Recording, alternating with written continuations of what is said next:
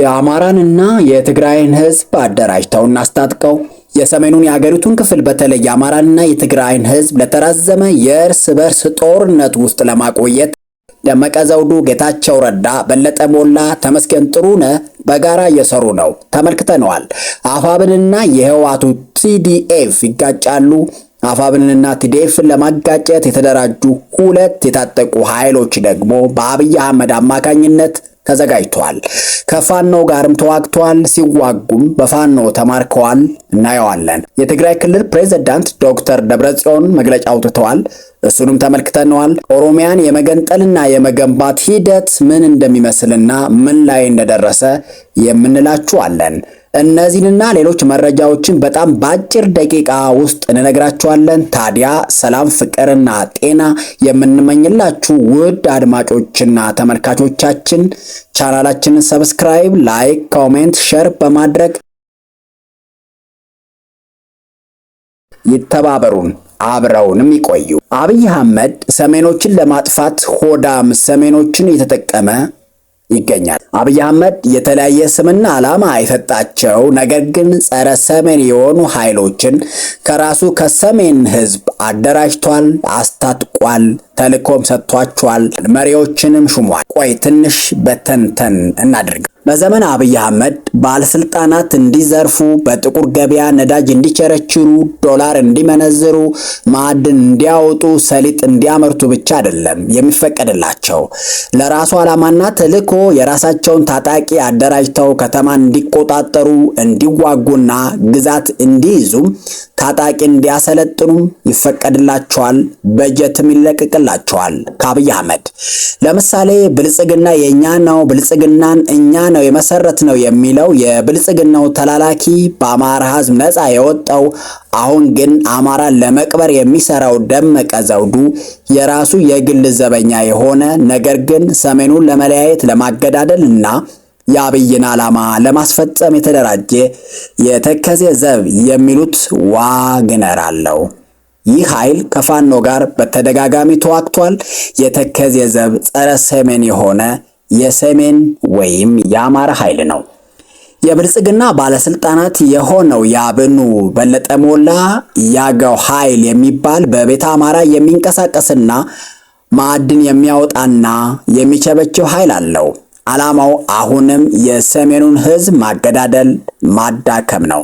ይህ ኃይል እስከ መቀሌ ድረስ ኔትወርክ የዘረጋ ጸረ ሰሜን የሰሜን ኃይል ነው። የብልጽግና ባለስልጣናት የሆኑት ጌታቸው ረዳና ጀነራል ጻድቃን ደግሞ ቲፒኤፍ ወይም የትግራይ የሰላም ኃይል የሚሉት አላቸው።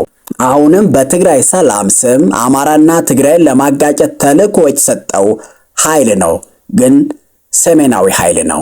ምክትል ጠቅላይ ሚኒስትር ተመስገን ጥሩነህ ደግሞ ሲፈልግ በሰላም ድርድር የሚያስገባው፣ ብር የሚዘርፍበት፣ ሲያሻው ከፋኖ ጋር የሚያዋጋው፣ ሲደላው መንገድ አዘግቶ የሚያሳግተው፣ በፋኖ ስም የሚያንቀሳቅሰው ታጣቂ ኃይል አለው።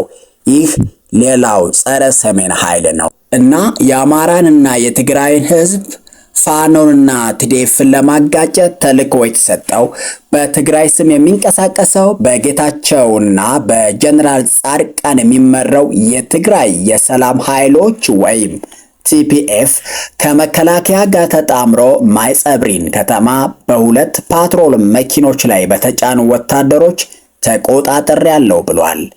ይህ ቲፒኤፍ የሚባለው የኃይል ወደ ወልቃይትና ራያ በማቅናት ጥቃት እንዲፈጽም፣ የአማራ ግዛቶችን እንዲቆጣጠር፣ ከዛም ከፋኖ ጋር እንዲዋጋ በአብይ አህመድ ተልእኮ ተሰጥቶታል። ይህም አንዱ የትግራይንና የአማራን ህዝብ የማዋጋት ሴራ ነው። በተጨማሪም ፋኖ ከቲዲኤፍ ጋር የማዋጋት ሚና እንዲጫወት ለቲፒኤፍ ተልእኮ ተሰጥቶታል።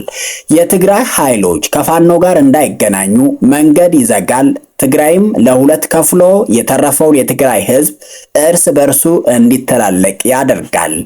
ቲፒኤፍ እና የትግራይ ህዝብና ሚዲያ ሴራውን ተረድቶ መስራት የሚገባውን መስራት አለበት። ጻድቃንና ጌታቸው የሚመሩት እንዲሁም በብልጽግና ቀለብ ትዕዛዝም የሚቋጠርላቸው እነዚህ የቲፒኤፍ እነዚህ በቲፒኤፍ ስም የተደራጁ ኃይሎች ከመከላከያ ጋር በመሆን የአብይን ስልጣን ለማስጠበቅ ሲዋጉ በፋኖ ተማርከዋል።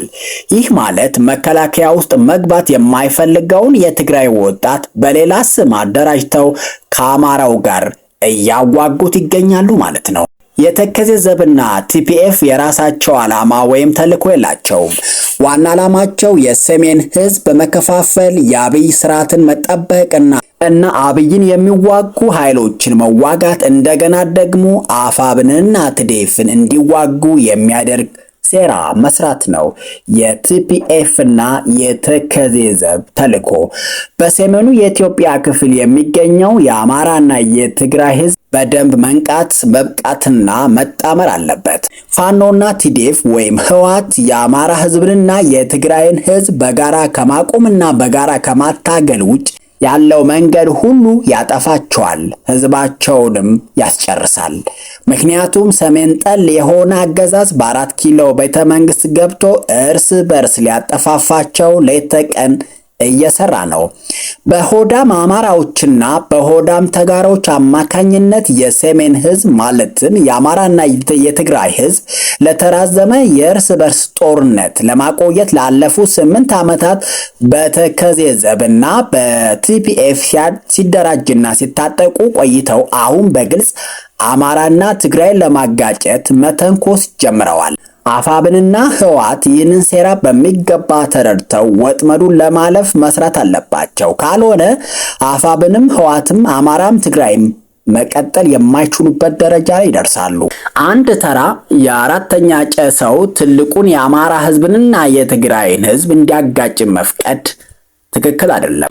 አብይ አህመድ እኛን በተለያየ ስያሜና ዓላማ በማደራጀትና በማገዳደል ወጥመድ ውስጥ ከቶን፣ እሱ ግን አገረ ኦሮሚያን በራሳችን ሀብት እየገነቡ ይገኛሉ። ባለፉት 8 ዓመታት ውስጥ ወደ 60 ቢሊዮን ዶላር የሚጠጉ ዋና ዋና ፕሮጀክቶች በኦሮሚያ ክልል ተፈጻሚ ሆነዋል። ለምሳሌ የኮይሳ ግድብ በ3 ቢሊዮን ዶላር፣ ከአዲስ አበባ ሐዋሳ ኤክስፕረስ መንገድ በ2 ቢሊዮን ዶላር፣ ቢሾፍቱ ዓለም አቀፍ አየር ማረፊያ በ12.5 ቢሊዮን ዶላር፣ ሰበታ ኤአይ ዩኒቨርሲቲ በ300 ሚሊዮን ዶላር፣ በኦሮሚያ ጋምቤላና ቤኒሻንጉል ጉሙዝ የወርቅ ፕሮሰሲንግ ፕሮጀክቶች በ4.7 ቢሊዮን ዶላር፣ የአሰላ ነፋስና ጂኦተርማል ፕሮጀክቶች በ700 ሚሊዮን ዶላር፣ ጫካ ስማርት ሲቲ ፕሮጀክት በ11 ሚሊዮን ዶላር፣ የቅርብ ጊዜ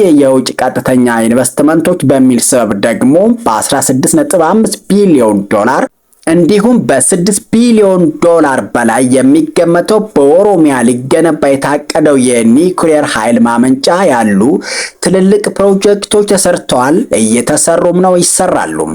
ሰሜኖች ግን ይገዳደላሉ። ይህንን መፍቀድ የለብንም ለማለት ነው። ሰሜኑ አንድ እንዳይሆን እንዳይገናኝ ከከምቦልቻ መቀሌ ድረስ ያለውን 99 በመቶ የተጠናቀቀው አክሳሪ ፕሮጀክት ነው በማለት አቁመውታልና አብይ አህመድ እና ይህንን እያየን ሰሜኖች ግን መተባበር ምርጫ የሌለው ምርጫ ነው። ዶክተር ደብረጽዮን በሳውዲ አረቢያ የሞት ፍርድ በተፈረደባቸው የትግራይ ተወላጆች ላይ ምህረት እንዲደረግላቸው ደብዳቤ ጽፈዋል። በሳውዲ የሞት ፍርድ የተፈረደባቸው የትግራይ ተወላጆች አቡነ ማቲያስ ደብረጽዮን ሆነ በሰብአዊ መብት ተሟጋቾች የትግራይ ድርጅቶች ድምጽ ሆነዋቸዋል።